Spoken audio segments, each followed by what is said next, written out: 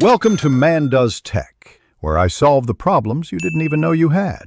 This video shows how to change a graphics card in Windows 10 safely and quickly.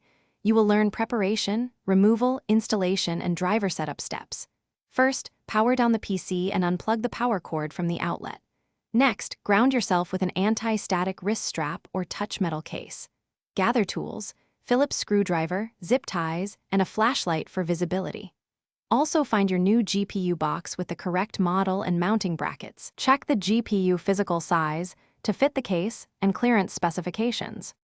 Open the case by removing side panel screws and sliding the panel off smoothly. Locate the GPU secured to the PCIe X16 slot and note its rear bracket screws. Unplug any display cables and disconnect PCIe power connectors from the card. Unscrew the bracket screws and push down the PCIe slot latch to release. Carefully pull the old GPU straight out without twisting to avoid damage. Insert the new card into the same PCIe X16 slot until it clicks securely. Reinstall bracket screws, power on the PC, and enter Windows 10 after reinstalling the case panel and cables.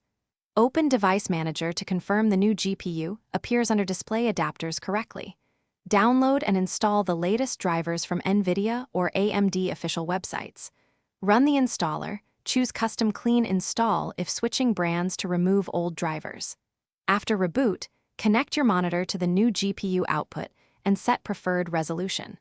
Finally, test stability with a game or benchmark and monitor temperatures for safety. Keep cables tidy with zip ties and check fans for proper operation.